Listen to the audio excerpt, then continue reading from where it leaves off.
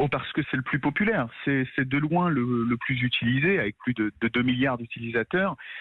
C'est un réseau qui est complètement international, contrairement à Instagram ou Twitter, qui, même s'ils sont très populaires, sont quand même beaucoup moins utilisés. Par contre, ce qui est marquant, c'est que parmi les réseaux sociaux, Facebook a quand même davantage la réputation d'être parmi ceux qui modèrent le plus, en tout cas qui intervient le plus dans les contenus. Mais si c'est le réseau social qui est visé, c'est aussi parce que c'est celui qui génère le plus de recettes publicitaires. Hein. C'est que 98% du chiffre d'affaires de Facebook qui est généré par la publicité en ligne. Et donc, c'est un levier d'action et en même temps un levier d'action symbolique pour ces marques. Alors justement, est-ce que tout ça va avoir un impact majeur, et j'insiste sur le mot majeur, sur les revenus de Facebook ?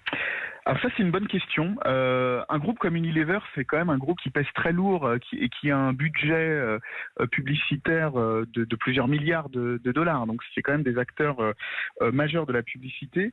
Ceci dit, on voit qu'il y a eu des effets déjà, puisque Mark Zuckerberg a déjà annoncé qu'il allait mettre en place des nouvelles formes de modération.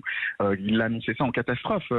Donc on voit que quand même, ce levier d'action par le marché publicitaire, c'est un levier d'action qui fonctionne pour faire plier les grands géants du numérique.